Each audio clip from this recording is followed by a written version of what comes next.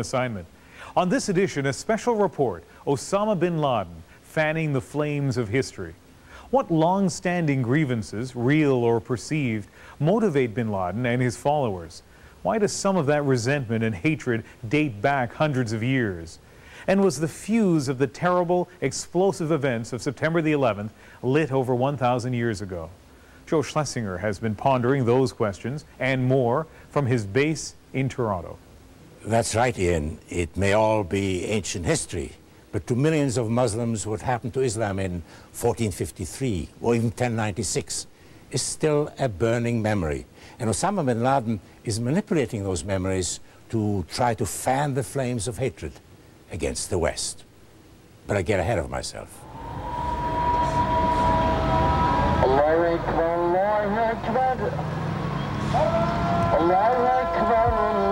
There is no God but God, and Muhammad is his messenger.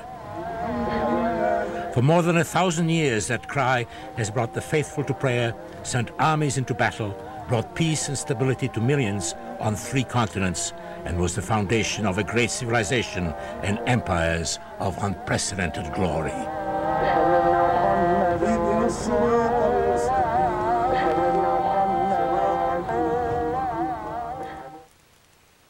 Today, that glory is gone. What remains is the memory. But those shared memories of Islam's proud past are embittered by remembrance of the centuries of decline and humiliation that followed.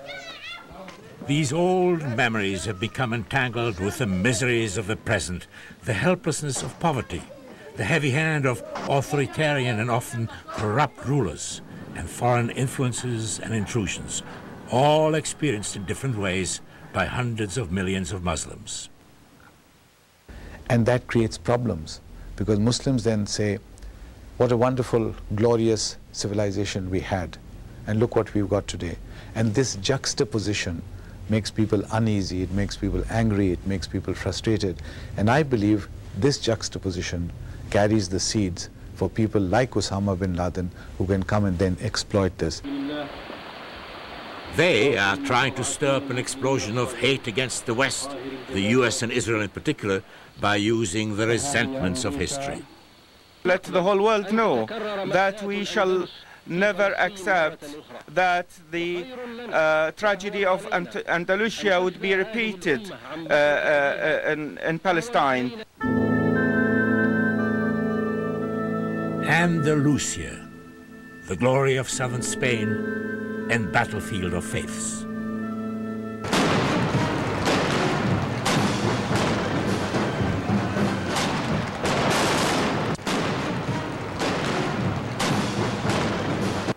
What to Muslims is the tragedy of Andalusia, their expulsion from Spain in 1492 by Christian forces, is still being celebrated in Spain 500 years later with pageantry as a triumph of the Christian faith over pagans.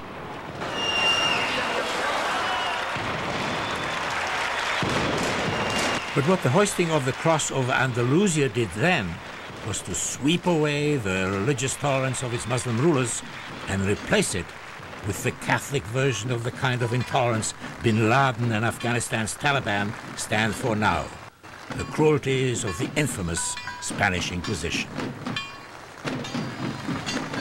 In today's greatly more tolerant Spain, in the carnival atmosphere fun of celebration, that dark aspect of Spanish and Christian history has been all but forgotten. But most in the West have forgotten more than Andalusia.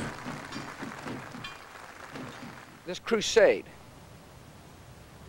this war on terrorism. To George W. Bush, as to most Westerners, a crusade is just another word for campaigning for a cause, any cause.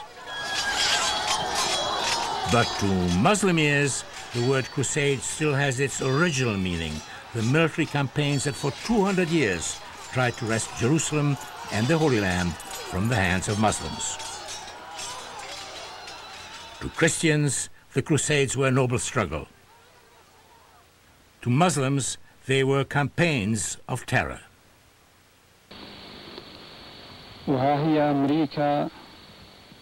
By exploiting the memories of Andalusia and the Crusades, bin Laden has placed a bomb that could set off a chain reaction of wars, according to Islamic scholar John Vole.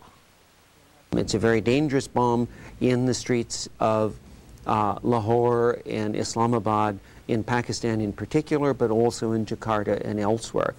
Because if he can persuade people that this is not a crusade against bin Laden, but it's a crusade against the Islamic world, if he can persuade the people that this long heritage, that the real fruit of the long heritage is the battle between Islam and the West, if he wins that argument, then the bomb goes off. Memories of battle. Islam and the West, or rather Islam and European Christendom, did indeed confront each other for more than 1,000 years and often clashed.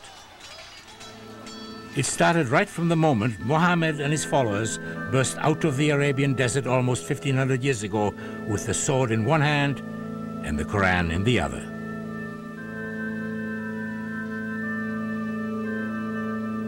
Over the next 2 centuries, Islam would reach out from Mecca and spread from the depth of Africa to the borders of China. It would take the camel caravans of the day a whole year to cross from one end of the Muslim world to the other. While much of the expansion was by military conquest, it was not all battle. Far from it. What fueled the explosive growth and gave Islam its staying power was Muhammad's message of the need for tolerance of other races and other religions.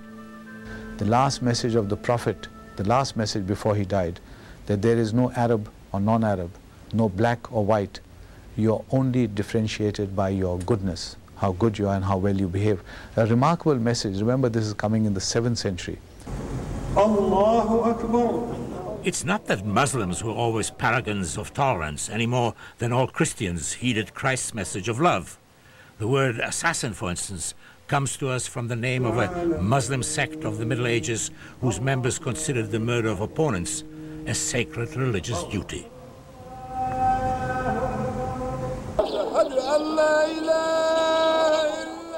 Still, it was Muhammad's message of tolerance and equality that struck a chord in a world dominated by all-powerful and often tyrannical rulers.